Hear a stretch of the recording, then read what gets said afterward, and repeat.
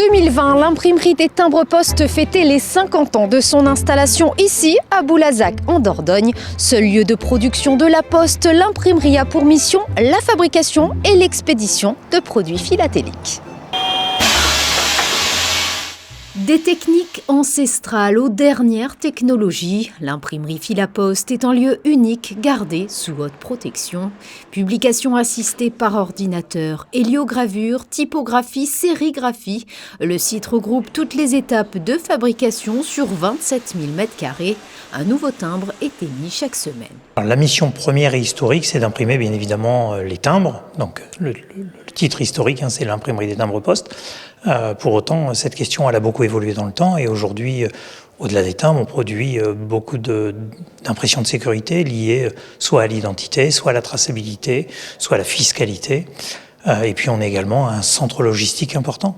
Tout part d'ici, toutes nos productions bien évidemment partent d'ici. Et aujourd'hui par exemple, si vous commandez un timbre sur le site de laposte.fr, eh bien votre commande elle est préparée ici, expédiée ici. On expédie 1 million de colis par an depuis cette plateforme. L'imprimerie réalise des timbres pour Monaco depuis le début des années 60. Cette collaboration, c'est une collaboration bien évidemment très étroite avec l'Office depuis toujours.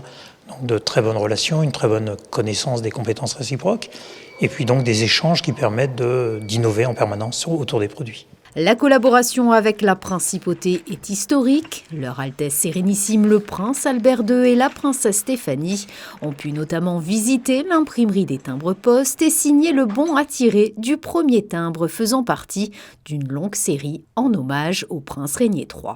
Nous en avions discuté avec les équipes de Filaposte qui voulaient inviter le prince depuis un certain temps et on a trouvé que l'opportunité de la commémoration du centenaire Régnier III était l'occasion idéale. C'est vrai qu'on collabore au quotidien avec les équipes de Filaposte puisque ce sont eux qui impriment la totalité des timbres de Monaco.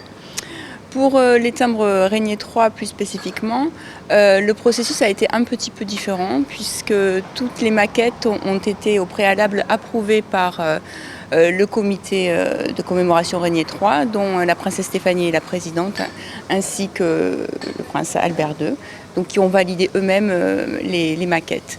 À l'occasion des commémorations du centenaire de la naissance du prince Régnier III, le premier timbre-poste du programme philatélique 2023 représente la Constitution. En effet, après avoir pris la tête du pays en 1949, la modernisation de la Constitution, jugée inadaptée à l'époque par la population monégasque, a fait partie de la feuille de route du prince Régnier III.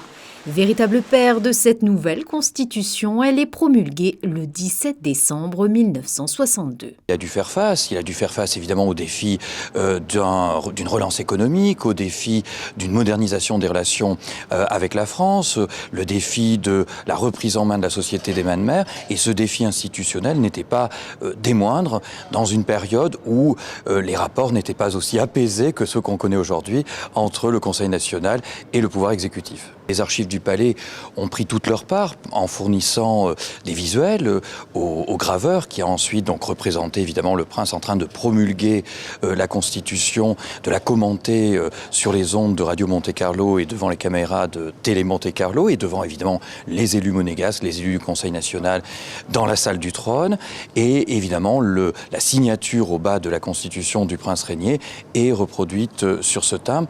Donc un timbre qui célèbre le prince bâtisseur évidemment on le connaît par l'élan urbanistique de Monaco sous son règne, mais aussi bâtisseur de ce qui constitue encore aujourd'hui les bases du fonctionnement institutionnel de la principauté.